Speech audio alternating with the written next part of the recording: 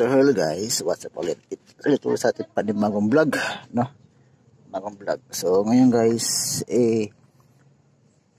mag-share lang ako about sa torsion bearing, no? O DIY torsion bearing. So meron naman nabibili yung torsion bearing nito. Kasi nag-DIY ako. Ang problema nga lang nito, medyo ma-RPM, no? Kasi medyo umigas ng bahagya yung ating spring, no? Ako po ay naka-lomboards. So makikita nyo guys, sagad, kung sagad. Ito yun naman yung lapat na tiga. Kita naman yung lapat guys, patong na patong.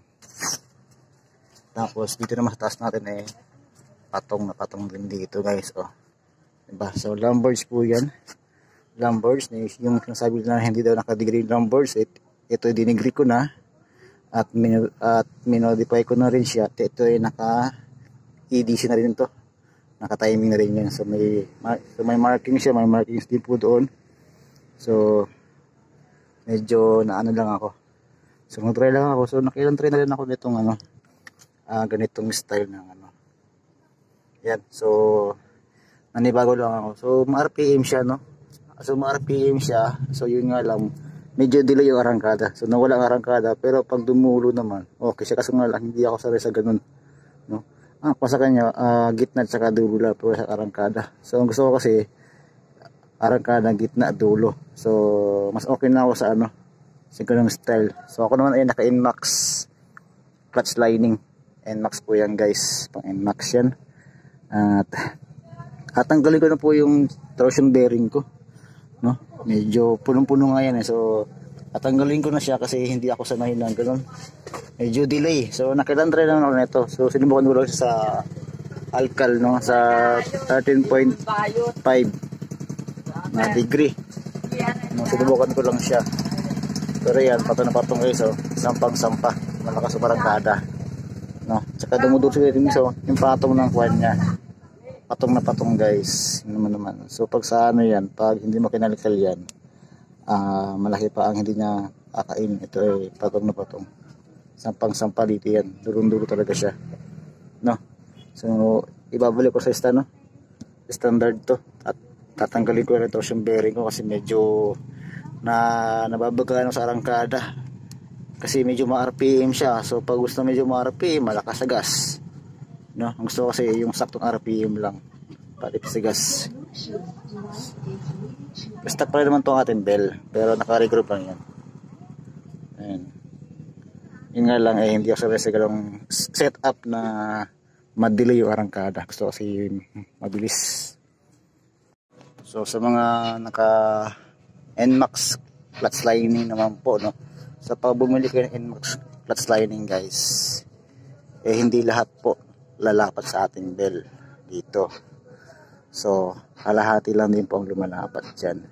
So may ginawa po ako dyan para lumapat lahat. So kita nyo lahat lapat na lapat, diba?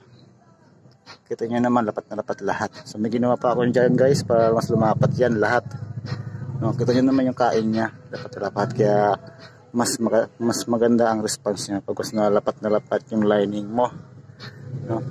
Kita nyo naman yung bell ko stuck, pero naka-lining regroup, pero hindi siya lining, hindi siya dikit-dikit, malang yung agwat niya. Hindi siya nakakapudpud ng lining guys. Okay na okay siya ng ganyang style. Nakita niyo naman, diba? So pag kinapa niyo yan guys, hanggang dito yan guys, hanggang dito yung kahit ng lining niya kasi lapat na lapat siya. So may ginawa ko dyan guys para mas lumapat na lumapat siya. Ayun na, diba?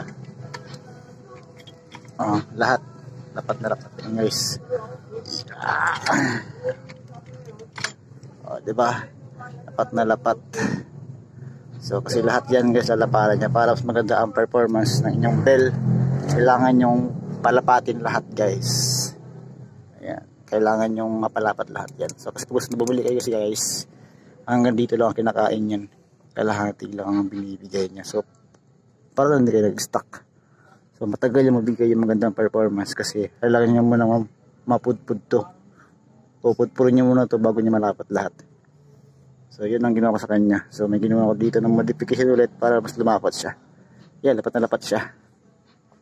So ito naman guys yung ating pulley. So sagad na sagad siya guys. So sagad na sagad yung ating belt sa pinaka bushing niya. Sagad din hanggang dito. Tingnan mo, ang hili ko mag top speed. Sagad na sagad. Ito di ka lang nagagamit. Ito nagagamit ito guys. No, Lamborghini yan pero sagad. Diba? Kasi ang ating no, sagad. Ito eh kinalkal ko na to guys, kinalkal ko na yan. So may sarili akong pagkalkal dyan. No, kasi sa texture pero may purpose po yan. Okay, bakit siya ganyan?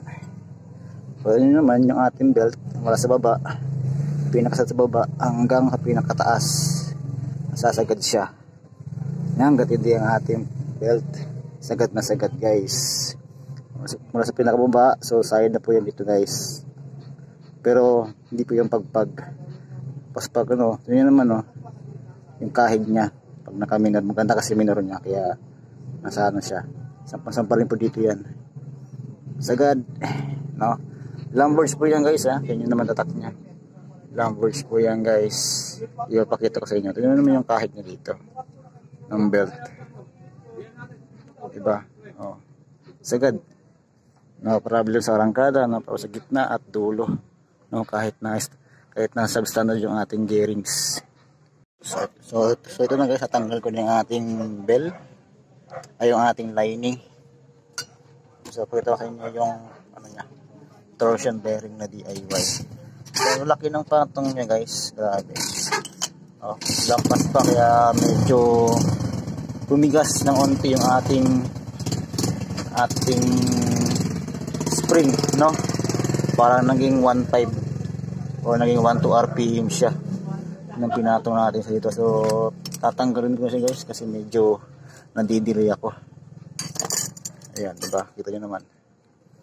No, ayan, ito maliliit lang po yan guys, torsion bearing rebulitas. So ibabalik ko na po sa stock. Ayan, kasi medyo nadidelay ako sa arangkada, no? Mas ma-RPM siya. Pero may gitna siya at may dulo. Pero matagal nga lang makuha yung dulo guys. Ano? Pero ma-RPM siya. May smooth unti yung kanyang makina. So lang hindi nga ako sanay sa ganung style. Ito ay stock pa rin po ito ating spring guys na. Pero dahil sa stock lang, so minamodify natin to. No? Mas pinapatigas pa natin ito katagalan. No, ayan. Balik sa stock. Kasi nakaka-delay talaga guys. Yun lang ang technique ko guys, kasi wala lang. So nasa inyo guys kung gusto nyo gayahin to, kayo na bahala. Basta ako ibabalik ko siya sa standard, no? Ayan, ibabalik ko siya at isasalpak doon. Ayan, naka degree, sagad kung sagad.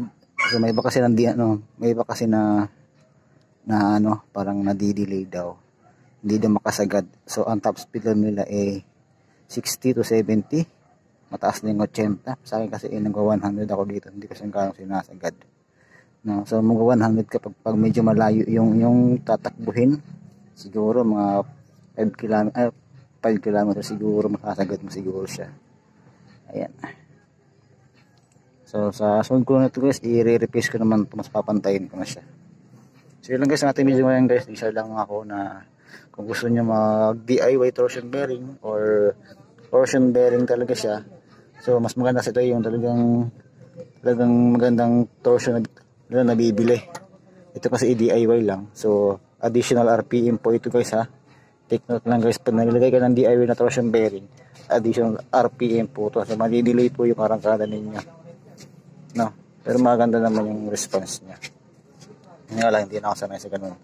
So, gusto ko kasi pag nag-response ako, pag nag-throttle ako, arangkada agad. So hindi siya umakma sa ating gusto, kaya binalik ko sa stock. Yan, ito guys, NMAX clutch lining TTGR po, no? Hindi siya nakakadurog, so tingnan naman, ganda pa rin. TTGR clutch lining 2DP, no? Pang NMAX pa yan guys. Wala pa, siguro wala pa natin isang sakit o isang buwan na ba. So maganda siya guys, maganda. Hindi ako na At hindi siya nagda-dragging. Maganda pa rin yung response niya. Yun lang sa ating video ngayon guys. Nag-share lang ako ng konting tips para sa ating torsion bearing ay DIY or torsion bearing na mismo. Torsion bearing talaga na original. So kung ako pipiliin guys, mas advisable ko talaga torsion bearing na original kasi maliit lang po talaga yung space nun. Hindi kaya ito malaki. Siguro nasa 3mm siguro to guys. No? Di ko alam anong sukat to. No? Susukatin ko sa mamaya kung ilang sukat yan. Pero ito kasi guys, naglagay nito, additional RPM po to guys. Ma-RPM talaga siya guys. Grabe. Sobrang RPM niya. No? Pag ganun naman ma-RPM siya, malakas sa gas. So, ito pa sa standard. Ito tayo sa standard. Yun guys. Salamat at sa ating lahat. God bless.